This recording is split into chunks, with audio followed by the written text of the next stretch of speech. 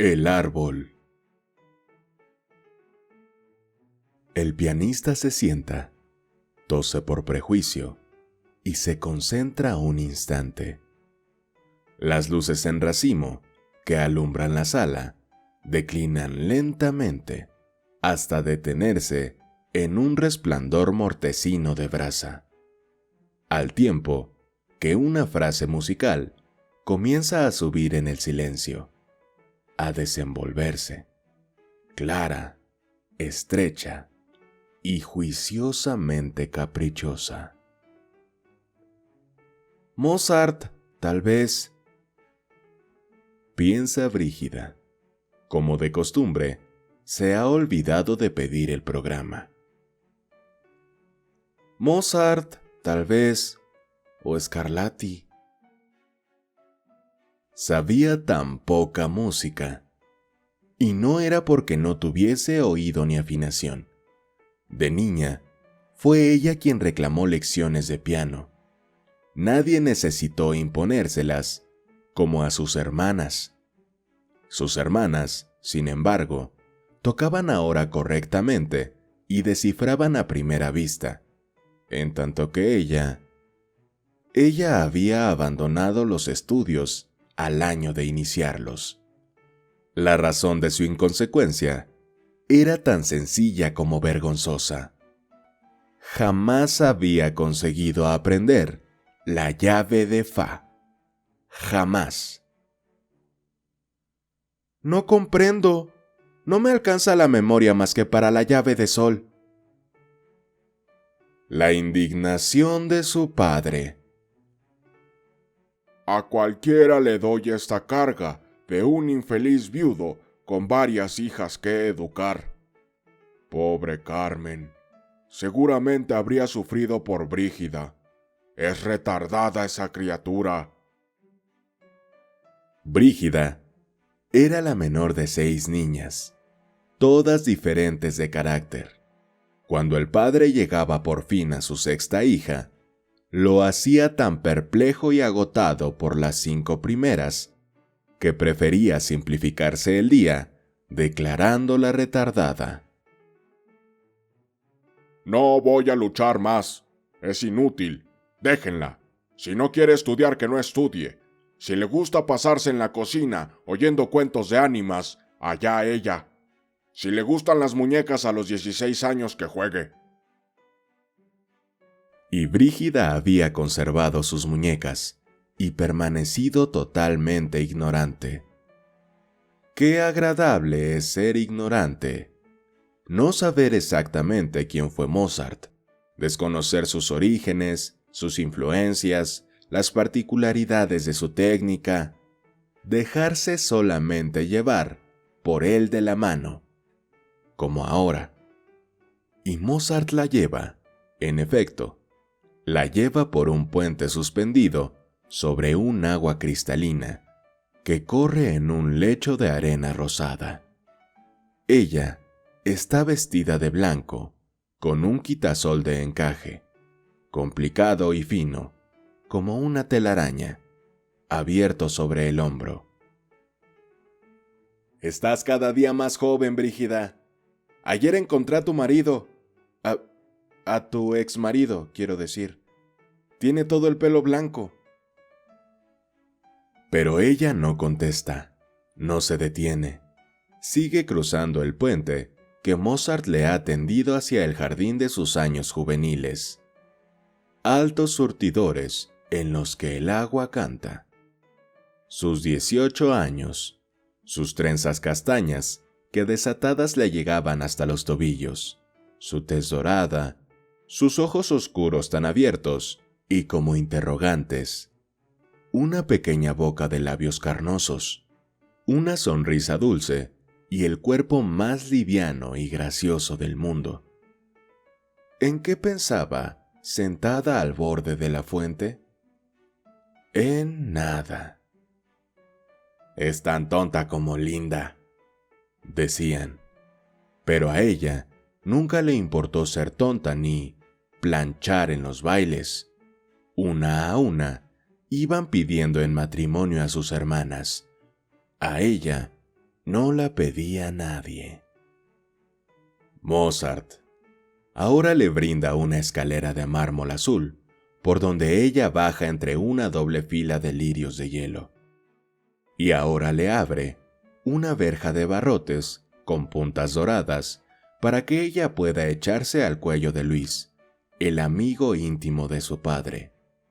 Desde muy niña, cuando todos la abandonaban, corría hacia Luis.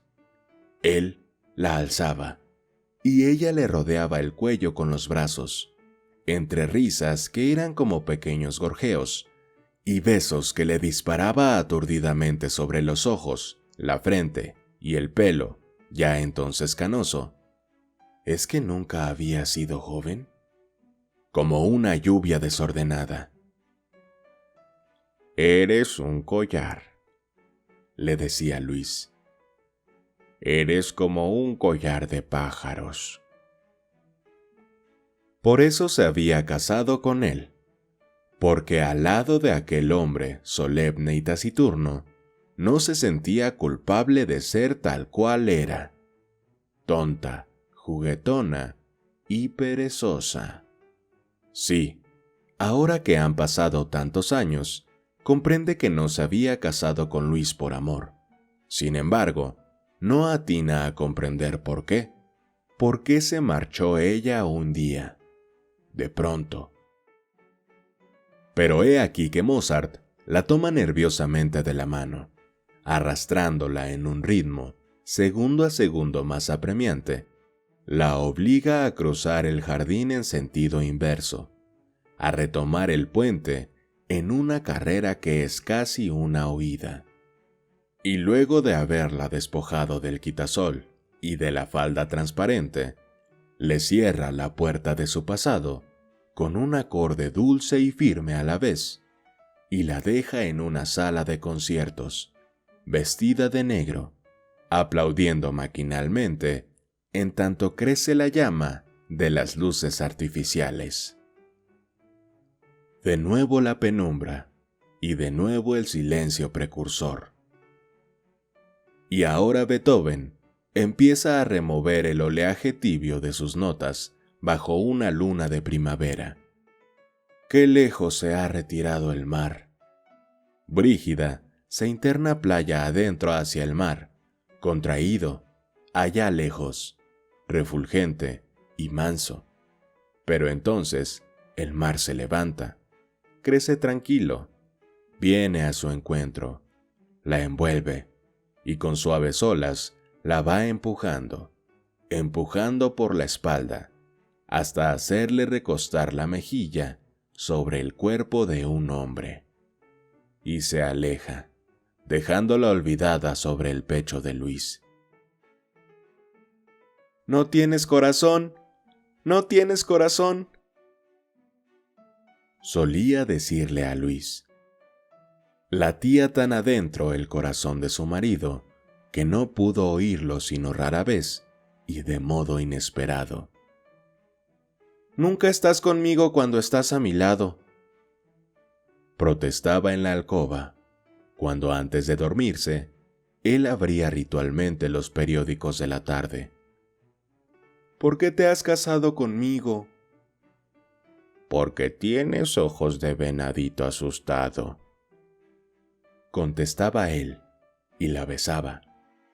Y ella, súbitamente alegre, recibía orgullosa sobre su hombro el peso de su cabeza cana. Oh, ese pelo plateado y brillante de Luis. «Luis, nunca me has contado de qué color era exactamente tu pelo cuando eras chico. Y nunca me has contado tampoco lo que te dijo tu madre cuando te empezaron a salir canas. A los 15 años. ¿Qué dijo? ¿Se rió? ¿Lloró? ¿Y tú estabas orgulloso o tenías vergüenza? Y en el colegio, tus compañeros, ¿qué decían? Cuéntame, Luis, cuéntame». «Mañana te contaré. Tengo sueño. Brígida, estoy muy cansado. Apaga la luz». Inconscientemente, él se apartaba de ella para dormir, y ella inconscientemente durante la noche entera, perseguía el hombro de su marido, buscaba su aliento, trataba de vivir bajo su aliento, como una planta encerrada y sedienta que alarga sus ramas en busca de un clima propicio. Por las mañanas, cuando la mucama abría las persianas, Luis ya no estaba a su lado. Se había levantado sigiloso y sin darle los buenos días, por temor al collar de pájaros que se obstinaba en retenerlo fuertemente por los hombros. 5 minutos, 5 minutos nada más. Tu estudio no va a desaparecer porque te quedes 5 minutos más conmigo, Luis. Sus despertares. Ah, qué tristes sus despertares. Pero era curioso. Apenas pasaba a su cuarto de vestir, su tristeza se disipaba como por encanto. Un oleaje bulle muy lejano, murmura como un mar de hojas. ¿Es Beethoven? No, es el árbol, pegado a la ventana del cuarto de vestir. Le bastaba entrar para que sintiese circular en ella una gran sensación bienhechora. ¡Qué calor hacía siempre en el dormitorio por las mañanas! ¡Y qué luz cruda! Aquí, en cambio, en el cuarto de vestir, hasta la vista descansaba, se refrescaba. Las cretonas desvaídas, el árbol que desenvolvía sombras, como de agua agitada y fría por las paredes, los espejos que doblaban el follaje y se ahuecaban en un bosque infinito y verde. Qué agradable era ese cuarto, parecía un mundo sumido en un acuario. Cómo parloteaba ese inmenso gomero. Todos los pájaros del barrio venían a refugiarse en él. Era el único árbol de aquella estrecha calle en pendiente que, desde un costado de la ciudad, se despeñaba directamente al río. Estoy ocupado, no puedo acompañarte. Tengo mucho que hacer, no alcanzo a llegar para el almuerzo. Hola, sí, estoy en el club, un compromiso. Come y acuéstate. No, no sé. Más vale que no me esperes, Brígida. Si tuviera amigas, suspiraba ella, pero todo el mundo se aburría con ella. Si tratara de ser un poco menos tonta. Pero ¿cómo ganar de un tirón tanto terreno perdido? Para ser inteligente, hay que empezar desde chica, ¿no es verdad? A sus hermanas, sin embargo, los maridos las llevaban a todas partes, pero Luis, ¿por qué no había de confesárselo a sí misma? Se avergonzaba de ella, de su ignorancia, de su timidez y hasta de sus 18 años. ¿No le había pedido acaso que dijera que tenía por lo menos 21, como si su extrema juventud fuera en ellos una tara secreta? Y de noche, qué cansado se acostaba siempre. Nunca la escuchaba del todo. Le sonreía. Eso sí, le sonreía con una sonrisa que ella sabía maquinal. La colmaba de caricias de las que él estaba ausente. ¿Por qué se había casado con ella? Para continuar una costumbre. Tal vez para estrechar la vieja relación de amistad con su padre. Tal vez la vida consistía para los hombres en una serie de costumbres consentidas y continuas. Si alguna vez llegaba a quebrarse, probablemente se producía el desbarajuste, el fracaso, y los hombres empezaban entonces a errar por las calles de la ciudad, a sentarse en los bancos de las plazas, cada día peor vestidos y con la barba más crecida. La vida de Luis, por lo tanto, consistía en llenar con una ocupación cada minuto del día. ¿Cómo no haberlo comprendido antes? Su padre tenía razón al declararla retardada. Me gustaría ver nevar alguna vez, Luis. Este verano te llevaré a Europa, y como allá es invierno, podrás ver nevar. Ya sé que es invierno en Europa cuando aquí es verano. Tan ignorante no soy.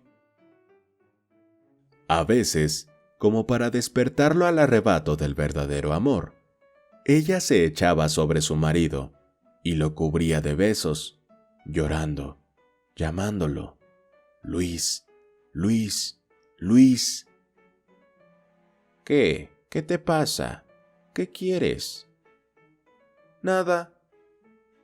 ¿Por qué me llamas de ese modo entonces? Por nada, por llamarte. Me gusta llamarte. Y él le sonreía, acogiendo con benevolencia aquel nuevo juego.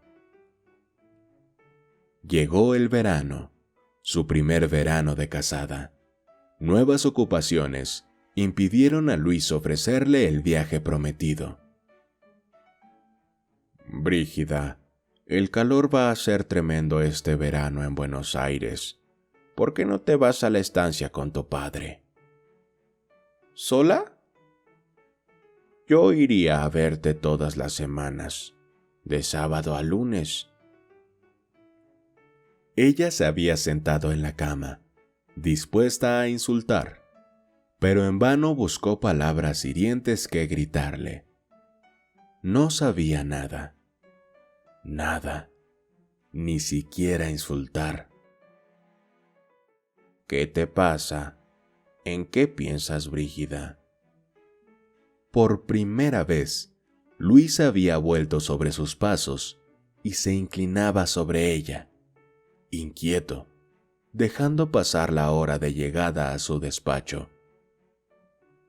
Tengo sueño, había replicado Brígida puerilmente, mientras escondía la cara en las almohadas. Por primera vez, él la había llamado desde el club a la hora del almuerzo, pero ella había rehusado salir al teléfono, esgrimiendo rabiosamente el arma aquella que había encontrado sin pensarlo: el silencio. Esa misma noche, comía frente a su marido sin levantar la vista, contraídos todos sus nervios. ¿Todavía estás enojada, Brígida? Pero ella no quebró el silencio. Bien sabes que te quiero, collar de pájaros, pero no puedo estar contigo a toda hora. Soy un hombre muy ocupado. Se llega a mi edad hecho un esclavo de 1000 compromisos. ¿Quieres que salgamos esta noche? ¿No quieres? Paciencia, dime. ¿Llamó Roberto desde Montevideo? ¡Qué lindo traje! ¿Es nuevo? ¿Es nuevo, Brígida? Contéstame. Pero ella tampoco esta vez quebró el silencio, y enseguida lo inesperado, lo asombroso, lo absurdo. Luis, que se levanta de su asiento, tira violentamente la servilleta sobre la mesa y se va de la casa dando portazos. Ella se había levantado a su vez, atónita, temblando de indignación por tanta injusticia. ¿Y yo? ¿Y yo? Murmuraba desorientada. Yo que durante casi un año, cuando por primera vez me permito un reproche. Me voy esta misma noche. No volveré a pisar nunca más esta casa. Y abría con furia los armarios de su cuarto de vestir. Tiraba desatinadamente la ropa al suelo. Fue entonces cuando alguien, o algo golpeó en los cristales de la ventana. Había corrido, no supo cómo ni con qué insólita valentía, hacia la ventana. La había abierto. Era el árbol, el gomero que un gran soplo de viento agitaba, el que golpeaba con sus ramas los vidrios, el que la requería desde afuera, como para que lo viera retorcerse, hecho una impetuosa llamarada negra bajo el cielo encendido de aquella noche de verano. Un pesado aguacero no tardaría en rebotar contra sus frías hojas. ¡Qué delicia! Durante toda la noche, ella podría oír la lluvia azotar, escurrirse por las hojas del gomero, como por los canales de 1000 goteras fantasiosas. Durante toda la noche, oiría crujir y gemir el viejo tronco del gomero, contándole de la intemperie, mientras ella se acurrucaría, voluntariamente friolenta, entre las sábanas del amplio lecho, muy cerca de Luis. Puñados de perlas que llueven a chorros sobre el techo de plata. Chopin. Estudios de Federico Chopin. ¿Durante cuántas semanas se despertó de pronto, muy temprano? Apenas sentía que su marido, ahora también él obstinadamente callado, se había escurrido del lecho. El cuarto de vestir, la ventana abierta de par en par, un olor a río y a pasto flotando en aquel cuarto bienhechor, y los espejos velados por un halo de neblina. Chopin y la lluvia que resbala por las hojas del gomero con ruido de cascada secreta y parece empapar hasta las rosas de las cretonas, se entremezclan en su agitada nostalgia. ¿Qué hacer en verano cuando llueve tanto? ¿Quedarse el día entero en el cuarto, fingiendo una convalecencia o una tristeza? Luis había entrado tímidamente una tarde. Se había sentado muy tieso. Hubo silencio. Brígida, ¿entonces es cierto? ¿Ya no me quieres? Ella se había alegrado de golpe, estúpidamente. Puede que hubiera gritado: No, te quiero, Luis, te quiero. Si él le hubiera dado tiempo, si no hubiese agregado, casi de inmediato, con su calma habitual: En todo caso, no creo que convenga separarnos, Brígida. Hay que pensarlo mucho. En ella, los impulsos se abatieron tan bruscamente como se habían precipitado. ¿A qué exaltarse inútilmente? Luis la quería con ternura y medida. Si alguna vez llegara a odiarla, la odiaría con justicia y prudencia. Y eso era la vida. Se acercó a la ventana, apoyó la frente contra el vidrio glacial. Allí estaba el gomero, recibiendo serenamente la lluvia que lo golpeaba, tranquilo y regular.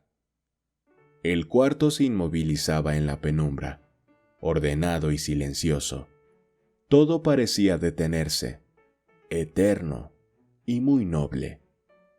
Eso era la vida, y había cierta grandeza en aceptarla así, mediocre, como algo definitivo, irremediable, mientras del fondo de las cosas parecía brotar y subir una melodía de palabras graves y lentas que ella se quedó escuchando.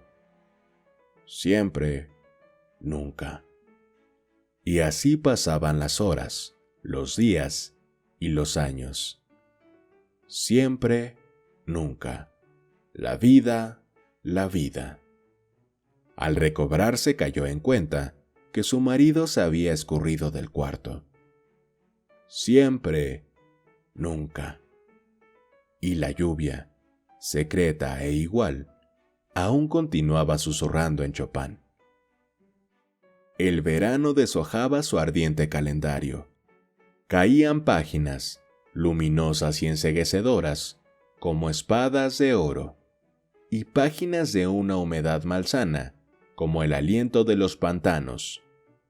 Caían páginas de furiosa y breve tormenta, y páginas de viento caluroso, del viento que trae el clavel del aire y lo cuelga del inmenso gomero.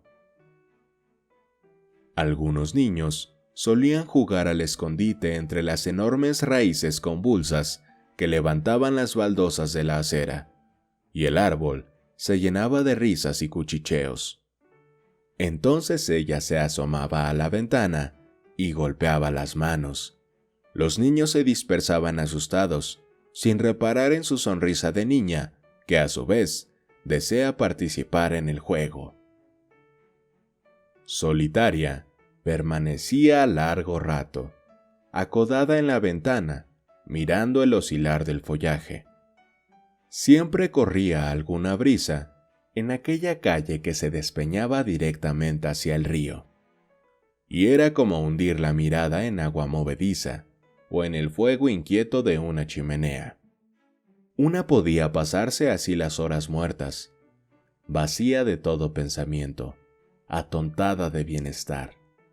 Apenas el cuarto empezaba a llenarse del humo del crepúsculo, ella encendía la primera lámpara, y la primera lámpara resplandecía en los espejos, se multiplicaba como una luciérnaga, deseosa de precipitar la noche.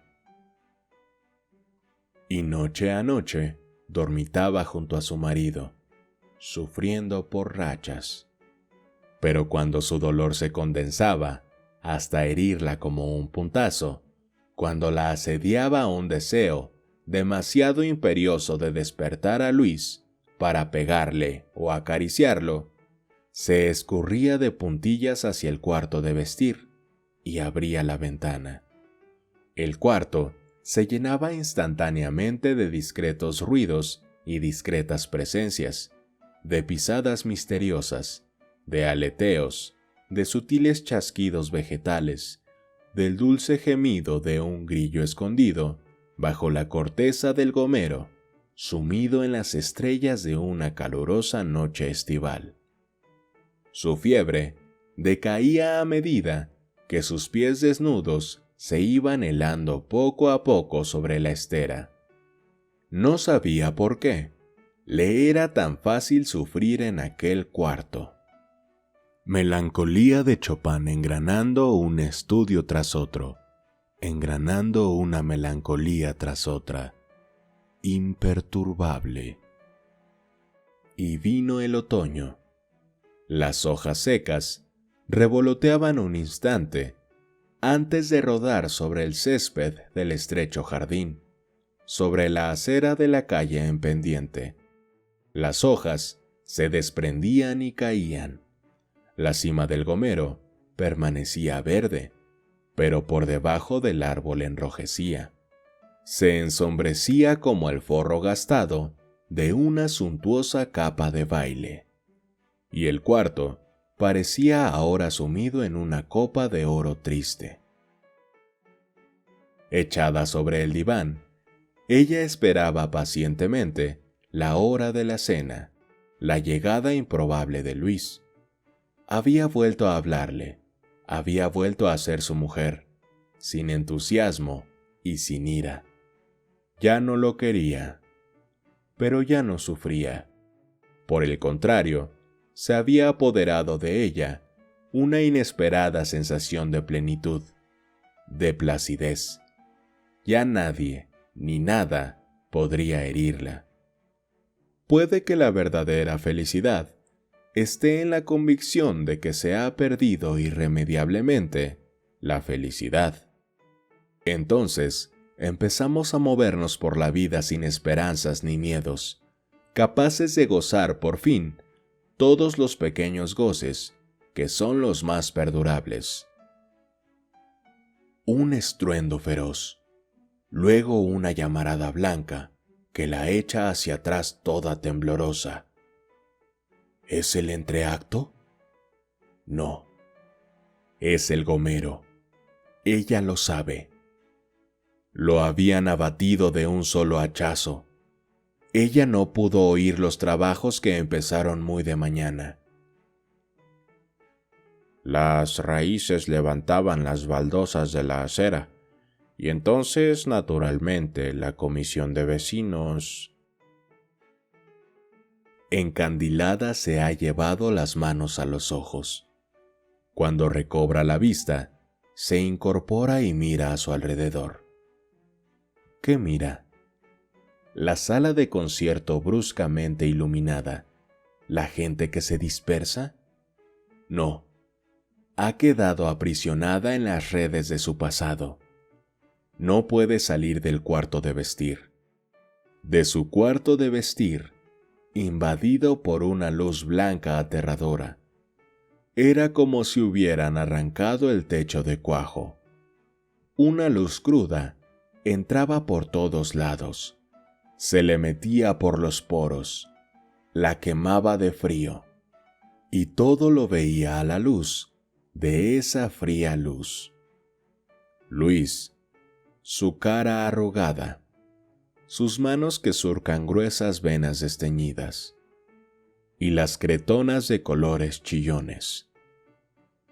Despavorida, ha corrido hacia la ventana. La ventana abre ahora directamente sobre una calle estrecha, tan estrecha que su cuarto se estrella, casi contra la fachada de un rascacielos deslumbrante.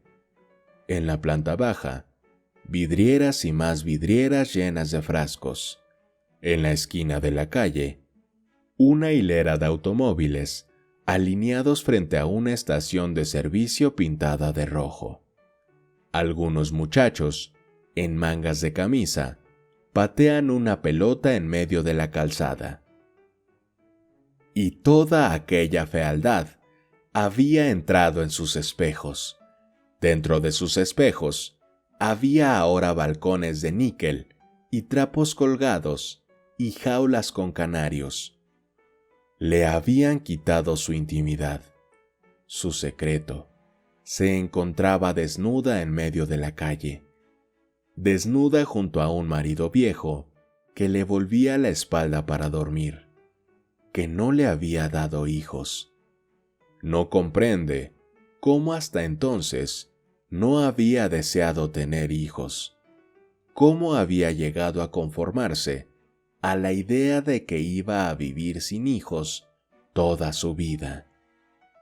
No comprende cómo pudo soportar durante un año esa risa de Luis, esa risa demasiado jovial, esa risa postiza, de hombre que se ha adiestrado en la risa porque es necesario reír en determinadas ocasiones. Mentira. Eran mentiras su resignación y su serenidad.